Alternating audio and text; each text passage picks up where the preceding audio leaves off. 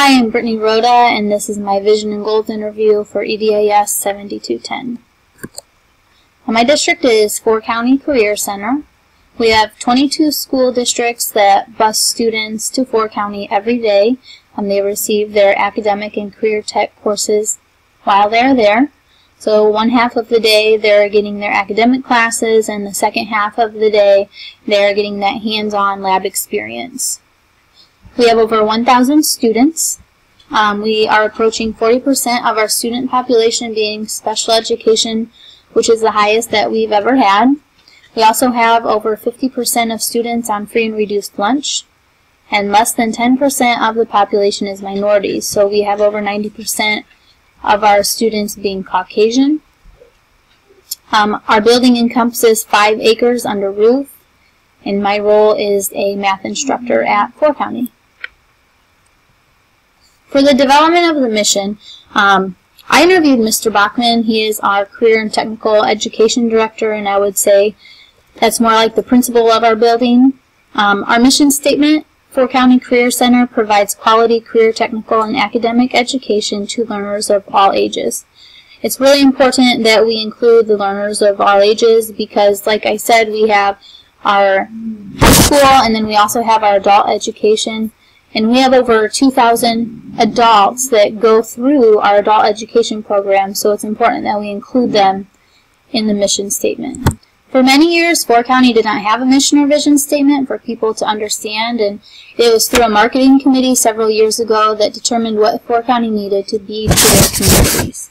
The community included the high school and adult students, staff, and also the general public. So like I said before, it's important that we include the high school and adult students because they both play a big role in the success of 4-County Career Center.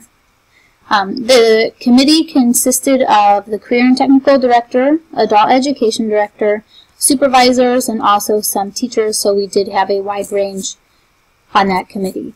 The committee was also prior to Mr. Bachman being on the marketing committee before he was the Career and Technical Director. The goals were based on observations and needs of the district. Goals are developed on a yearly basis. They came up with the goals at an administrative retreat, and they always started as a brainstorming activity and then narrowed down to determine which goals would be accomplished. Since Mr. Meister has become the superintendent, which has been for the past 2 years, they no longer go through this process. So the communication coming up with the goals isn't as strong as it used to be. The supervisors come up with their goals and turn them in to Mr. Meister, and then he determines which goals will be used for the district and then presents those to the Board of Education. The goals are distributed to the administrative team to help carry them out, and the goals are also evaluated at the end of the year to determine where they were on that goal. Communicating our mission and goals. The mission is on the school website. It's also posted in the building. When we send letters, the mission is on the letterhead also. The goals, like I said on the previous slide, they're distributed to the administrative team, which then that's shared with staff through email, face-to-face meetings, etc.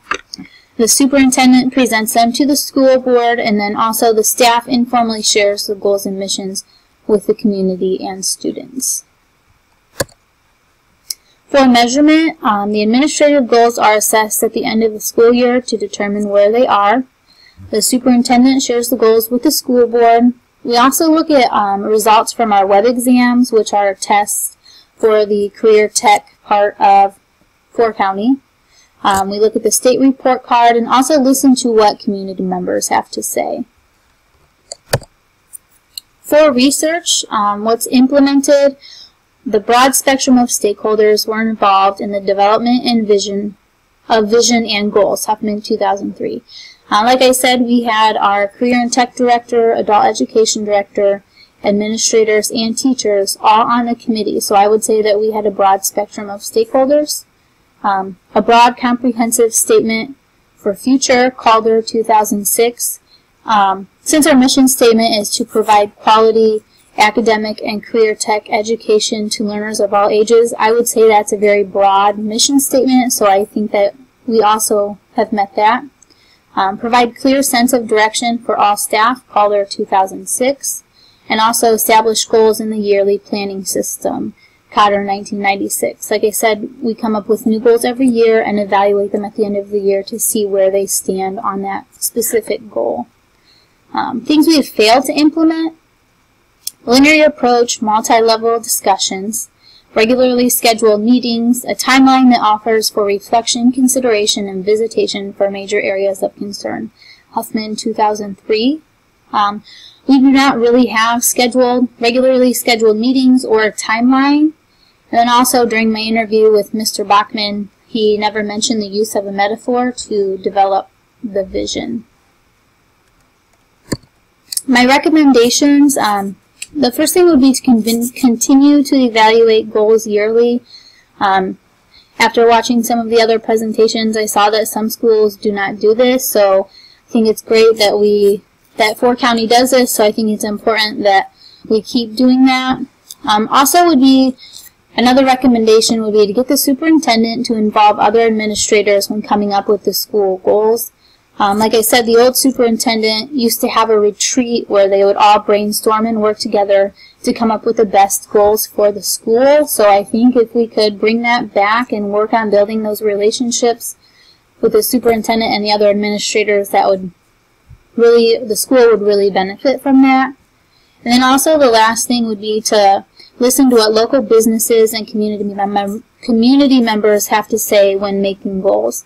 During the interview with Mr. Bachman, he talked about how since we have students that are on job placement, we have local businesses that are employing them, so they say things that they give recommendations of what the students need to be working on. So I think it's important we listen to them so we can help prepare our students to be successful in the workforce. And then the last thing is the references. And that's it for my presentation.